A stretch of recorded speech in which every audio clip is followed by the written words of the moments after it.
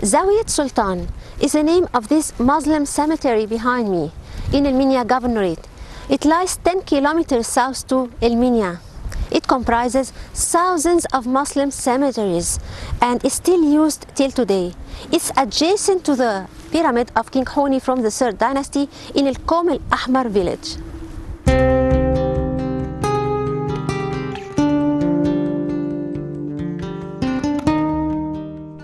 Kilometers southeast in Minya city, and after crossing the new bridge that connects the east and the west banks, you'll find one of the interesting monumental sites in El Minya Governorate.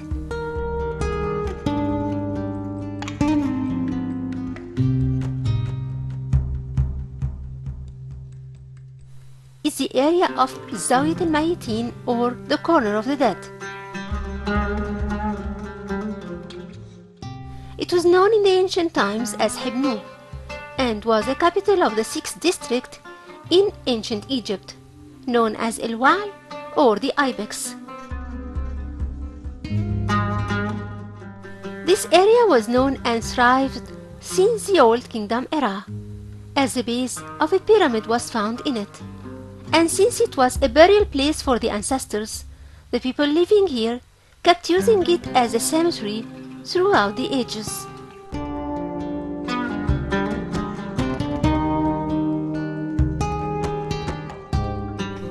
So a tomb that belongs to a nobleman called Huni, who lived 3000 years BC, was found, in addition to a tomb that belonged to the New Kingdom era, when a man called Nefersekheru was buried here.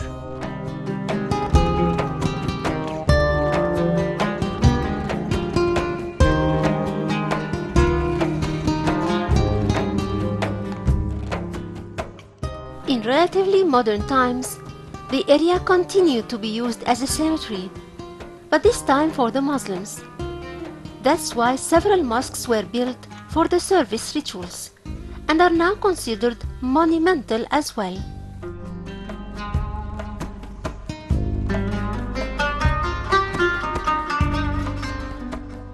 Zawiyat al-Mayitin covers a vast area that reaches 250,000 acres of land, and it keeps expanding after becoming the main cemetery for the Muslims who live in this part of El Minya Governorate.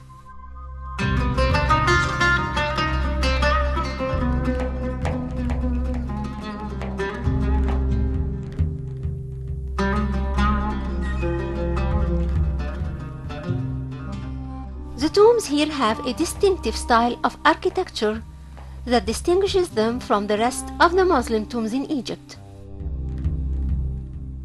An ordinary Muslim tomb will be composed of chambers under the ground and nothing above, except for a wall that marks the boundaries of each tomb. Each family owns one tomb, and its members are buried in it. In these chambers, women are separated from men.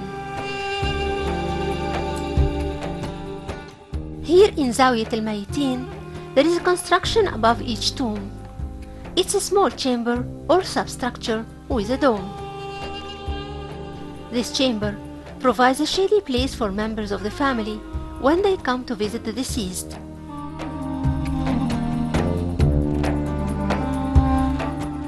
So now they form a unique and attractive architecture that became a characteristic for the town.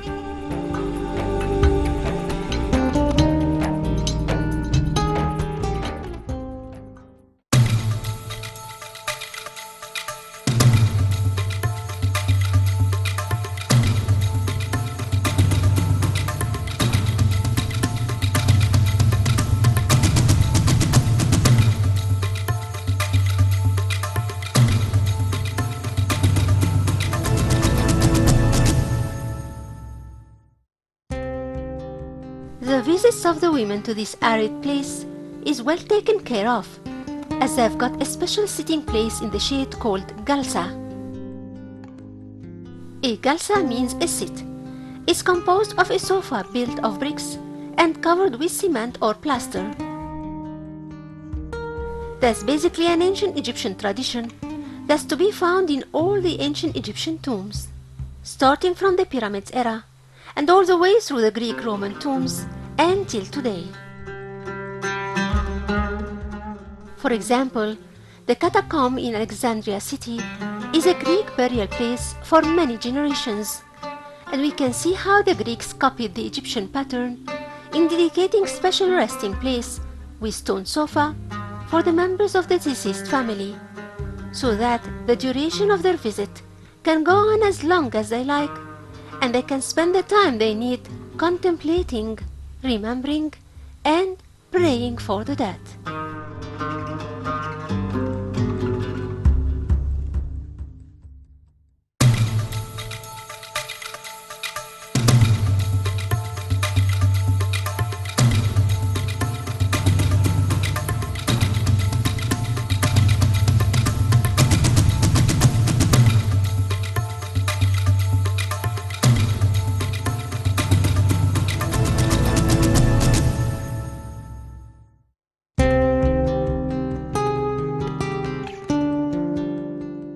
El Qubba, or the dome, acts as a shady place for the visitors to protect them from the harsh sun during their several hours of the visit, or even sleep under it if they decided to spend several days in the season's holidays. Each family owns a court called El Hawsh that's sometimes bounded by walls. Apart from that, each family is aware of its land territory. That court has what's called manamat, or sleeping quarters, that could reach 40 in number, according to the size of the land.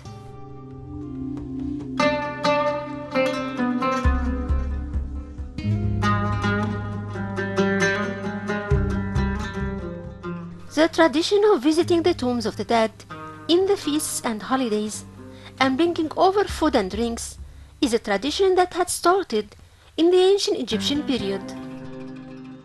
These offerings were brought regularly to the tombs and were presented to the priests who looked after the tombs.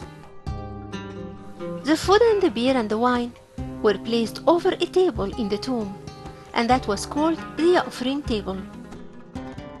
The double or the ka of the deceased was supposed to nourish upon the food and the drinks, and was content to feel the love and the care of its family. In case the members of the family stopped coming for the visit, the offerings are sometimes carved on the tables with magic sentences written all around it that were able to give power to the drawn offerings to turn into real. The liquids have their own running courses carved in the table, so that they can fall fluently out of the table and be of benefit to the double. The Egyptians today, especially the Muslims, still visit the cemetery on holidays and weekends and bring over food in the form of biscuits and baked cookies and dates and vegetable and fruit and whatever the person can afford. Then the bag would be distributed on all the poor families that live nearby the tombs and look after the cemetery. The second important burial place in El Minya Governorate is called El Bahnasa in Beni Mazar Center, that lies 60 kilometers north to the city of El Minya and 15 kilometers northwest of the city of Beni Mazar. It is said that its name is an abbreviation of the name Baha al-Nisa, who was the daughter of the ruler of the city when the Arabs advanced to El Minya. El Bahnasa was built upon the ruins of the ancient city called Permuza, which the Greeks called Oxyrhynchos. The city is considered one of the most important monumental places in Egypt, for it gathers the history of Egypt with its different stages, starting from the Pharaonic ages until the Islamic era, passing by the Greek-Roman period and the Christian era. Its massive importance goes also to the enormous amount of papyrus found in it. Two great tombs that belong to the late Pharaonic period, the 26th dynasty, were found.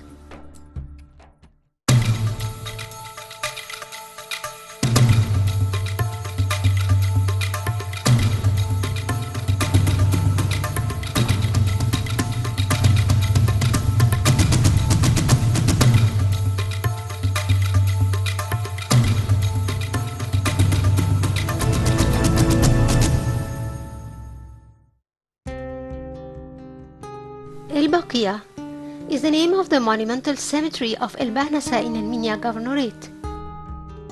20 kilometers is the distance between this town and Beni Mazar center. When the Arabs conquered Egypt in 641 AD, led by the Muslim leader Amr ibn al-As, they marched into Upper Egypt to end the Roman occupation. A knight and a prince called Ziyad ibn al-Harith held the flag of war, for he was known to be a strong and courageous man, and a cunning and fearful warrior. He was killed and died as a martyr, and thus buried here in this holy area, where all the martyrs are buried. The mausoleum was built above the grave in 1583 AD. This is recorded on the southern eastern wall in a line that's written in the special Kufian Islamic handwriting. The line says, "This is the shrine tomb of the one who fights for the sake of God, the warrior, son of the warrior, the cousin of Prophet Muhammad, God praise his soul, the Prince Ziyad al-Fadl, son of al-Harith, son of Abd al-Muttalib, the Hashimian. May God have mercy on him." This is what the poor prayer had constructed at the date of the Islamic month Ragab in the year 992 of the Islamic calendar. That was a constructional memorial line of the tomb of Prince Ziyad ibn al-Harith, who set a great example of courage in that fearful war against Romans and helped in ending once and for all their 600 years of occupation of Egypt. His name is immortalized forever here in the city of the martyrs in El Minya, which became one of the prominent Islamic monumental areas in Egypt.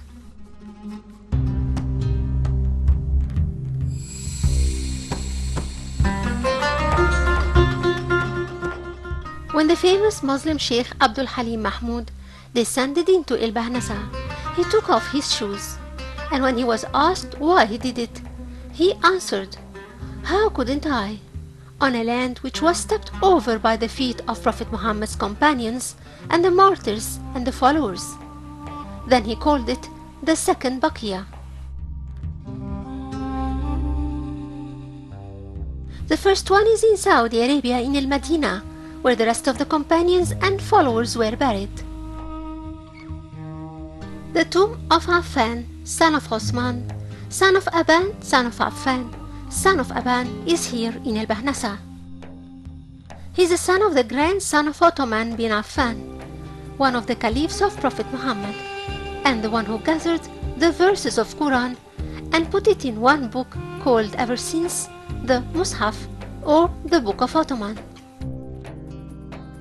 It is said that when Aban came here, he brought along a copy of the Holy Quran and 260 dinars of gold, and one maid and 2 servants, and 600 camels.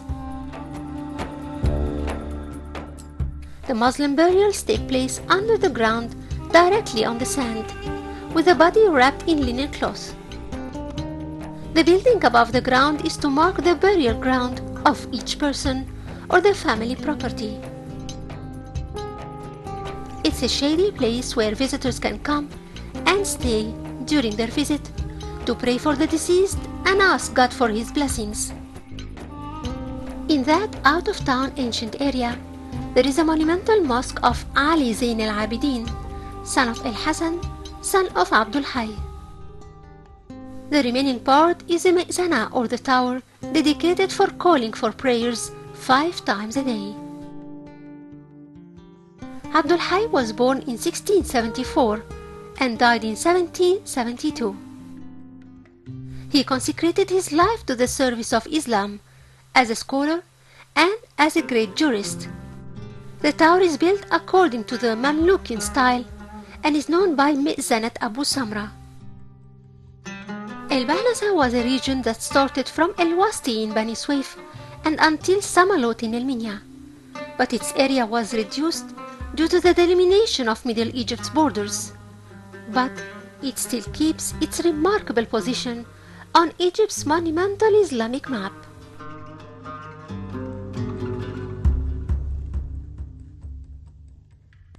The city of the martyrs in Al-Minya comprises the most dignified Islamic tombs in Egypt.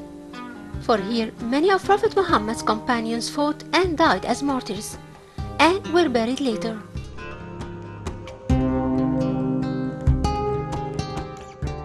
One of these mighty characters is Muhammad ibn Uqba. In his tomb, there is a stele made of stone, on which there is a list of the names of the Prophet's companions who died in Al-Bahnasa and were buried in this tomb as well. They are called Al-Badriyin, which means that they have all participated in the Battle of Badr with Prophet Muhammad in Saudi Arabia.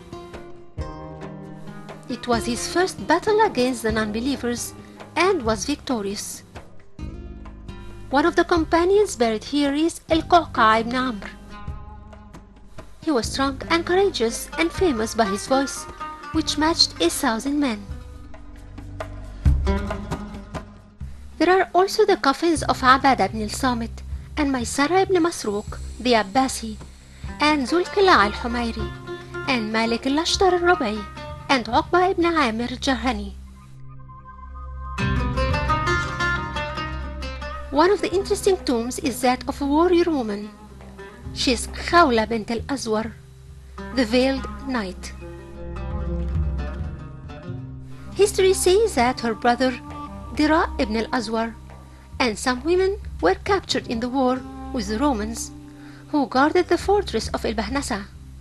So she was dressed as a man and disguised her face with a veil and fought the guards of the prison and freed all the captives, and thus a special tomb was made for her. It was made in the Fatimid period and was restored in the Mamlukian period.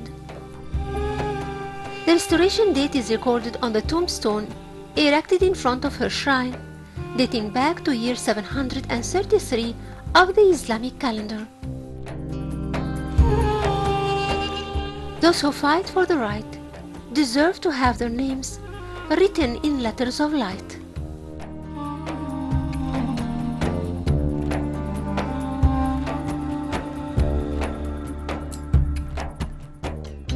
Al-Bahnasa had witnessed glorious chapters of the history of the Islamic advent of Egypt, for it was called the City of the Martyrs, for the big number of Arab martyrs who died during the opening of Egypt. Just like Zawiyat Sultan, it has got thousands of Islamic tombs that has got different styles, with few domes here and there. The cemetery has been used for 1,400 years and is still used till today. Together with Zawiyat Sultan, they form the grandest cemeteries of Al-Minya, especially Al Zawiya, which runs for 4 kilometers along the Nile.